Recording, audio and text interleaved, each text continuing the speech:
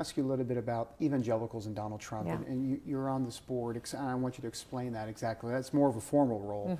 So tell me about that role, first of all, about what you hope you can lend your support in.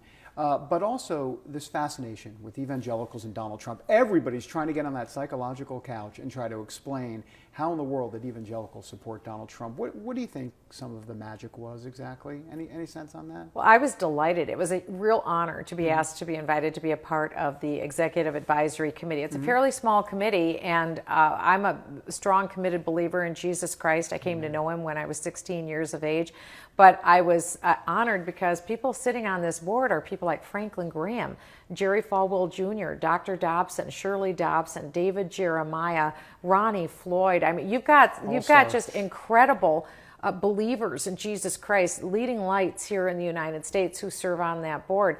And so I was honored to be able to be a part of it. Our role is to be able to put input into Donald Trump when he's a candidate now for president. And if he becomes president, hopefully to be able to continue to speak in on the issues that are concerning people of faith in the United States. Most importantly, as enunciated by and articulated by Dr. James Dobson, is the attacks on religious liberty that Christians are experiencing and have been through the last few decades. And so we've talked with Donald Trump about that. We met at Trump Corporate earlier this summer, and we shared those concerns with Donald Trump. There are probably about 20 of us around a table, and we had one-on-one time sharing with him. And then afterwards, he met with about 1,000 of us in a ballroom, and he's very open. One thing I think it's important for your CBN viewers to know is that what you see is what you get. With Donald Trump, he doesn't put on for anybody. He doesn't have to. He is who he is. And what I really, really like about him is that he has 1950s sensibilities.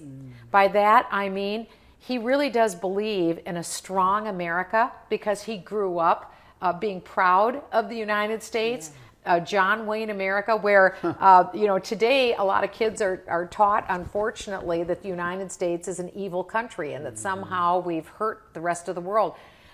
That's one of the biggest lies that young people have been told. We have been a force for good. No country's perfect, but we've been a force for good throughout time. God's blessed us like almost like any other nation other than the Jewish state of Israel.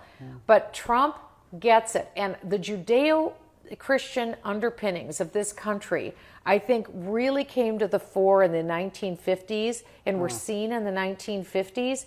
And he is not ashamed. Donald Trump is not ashamed of our Judeo-Christian underpinnings as a nation. He doesn't pretend to be anybody other than who he is, so he doesn't pretend to really know a lot of the details and specifics about the Bible. He's a big businessman. That's what he is. But there's a core. But he has respect.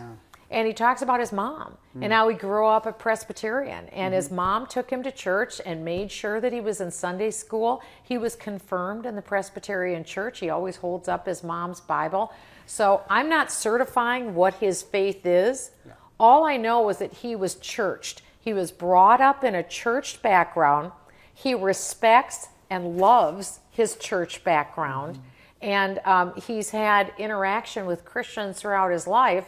And he is not opposed to Christianity.